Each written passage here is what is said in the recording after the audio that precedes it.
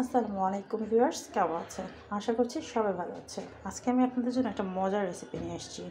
তা হচ্ছে দেশি বেলে মাছ, ছোটো বেলে মাছ আমি লবণ হলুদ দিয়ে ম্যারিনেশন করে রেখেছি এই অবস্থা। আর তা রান্না করব আমি নতুন আলু এবং মটরশুঁটি দিয়ে। আমি ছিলে এভাবে গোল গোল করে কেটে নিয়েছি, কানতে ভিজে রেখেছি যাতে কালো না হয়ে যায়। মটরশুঁটিটা ধুয়ে নিয়েছি। তো চলুন মূল ভিডিওতে যাওয়া যাক। ফার্স্টে আমি বেলে মাছটা ভেজে নিই। এই তো ফ্রাই প্যান বসিয়ে নিয়েছি, তেলটা হালকা গরম হয়ে গেছে। এখন এই ম্যারিনেশন করা বেলে মাছগুলো আমি ভেজে নেব।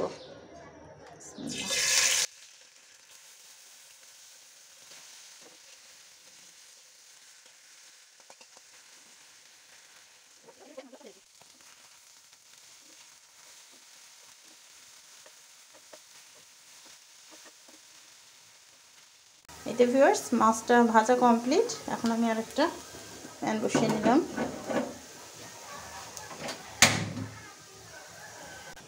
তো কড়াইটা গরম হয়ে গেছে, দিয়ে দিচ্ছি সয়াবিন তেল।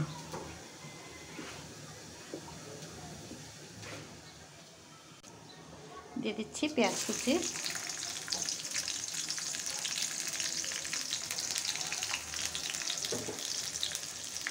পেঁয়াজটা হালকা ভেজে নেব।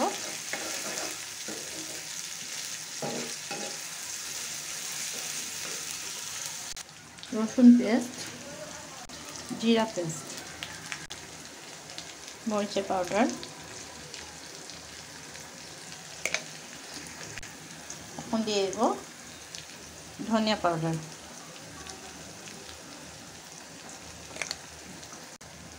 সামান্য হলুদ পাউডার। এই তো এই মশলা কটা এখন একটু কষিয়ে নেব। আর এই অবস্থায় এখানে দিয়ে দেবো পাকা টমেটো। এখানে 2টা টমেটো নিয়েছি মিডিয়াম সাইজের।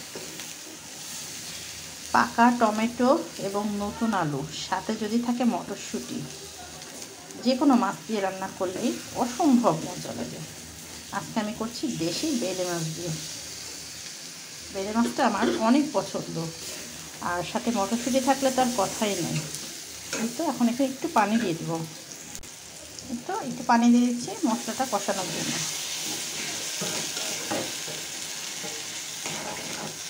এখন খুব সুন্দর করে আমি এই মশলাটা কষিয়ে নেব।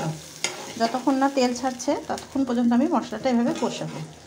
মশলা যত কষানো হবে তরকারির টেস্ট তত বেশি হবে, এটা আমি সবসময় বলে থাকি। নতুন রাঁধুনিদের জন্য এটা কিন্তু গুরুত্বপূর্ণ একটা টিপস। মশলা খুব ভালোভাবে কষানো হলে তরকারির স্বাদ অনেক বেড়ে যায়। আমি ফিরছি পুরো মশলাটা কষানোর পর। এই তো খুব ভালোভাবে কষানো কমপ্লিট, চারিদিক থেকে তেল ছেড়ে গেছে। এখন এই অবস্থা আমি অ্যাড করবো মটরশুঁটি। এখন মটরশুঁটিটা সামান্য একটু কষিয়ে নেব, দেন আমি নতুন আলু অ্যাড করে দেবো।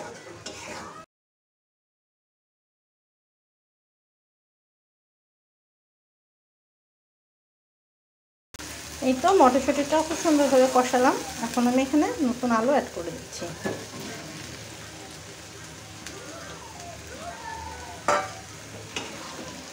এখন এই সবগুলো উপকরণ আরও 2-1 মিনিট আমি কষিয়ে নেব।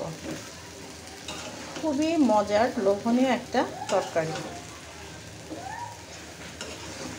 এই তরকারিটা থাকলে এক থাল ভাত নিমিষেই শেষ হয়ে যাবে। আর বেলে মাছটায় কাটা কম, বাচ্চারাও এই মাছটা খেতে পছন্দ করে, আর খুব সুস্বাদু।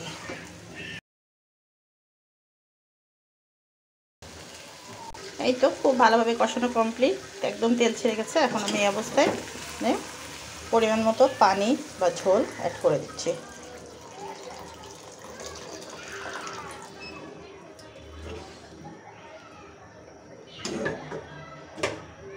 এখন হাই হিটে 2 মিনিট কুক করবো, দেন আমি মাছটা অ্যাড করে দেবো।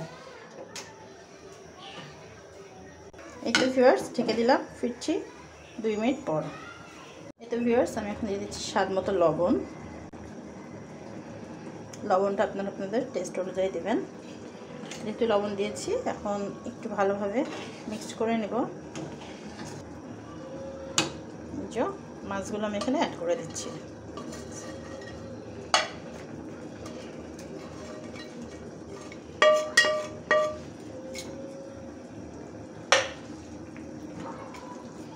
এখন চুলোর হিটটা কমাই দেব, লো মিডিয়াম হিটে আমি পুরোপুরি তরকারিটা কুক করে নিব। ঢেকে দিলাম,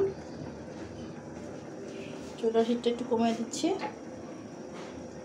আমি ফিরছি পুরোপুরি তরকারিটা হয়ে যাওয়ার পর।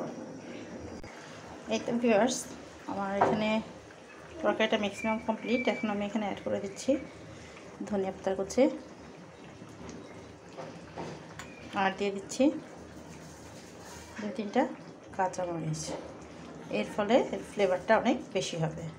তা ভিউয়ার্স, কেমন লাগলো আজকে আমার দেশি বেলে মাছের এই কারিটা, যা আমি নতুন আলু, টমেটো, মটরশুঁটি দিয়ে করেছি। অসম্ভব মজার একটা তরকারি। যদি ভালো লেগে থাকে তাহলে অবশ্যই লাইক, কমেন্ট, শেয়ার করবেন। চ্যানেলটি সাবস্ক্রাইব করা না থাকলে সাবস্ক্রাইব করে আমার পাশে থাকবেন। এই তো আমি এখন গ্যাস ওভেনটা অফ করে দিচ্ছি।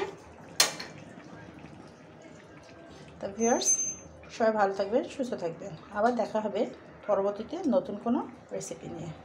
ততক্ষণ পর্যন্ত আল্লাহ হাফেজ।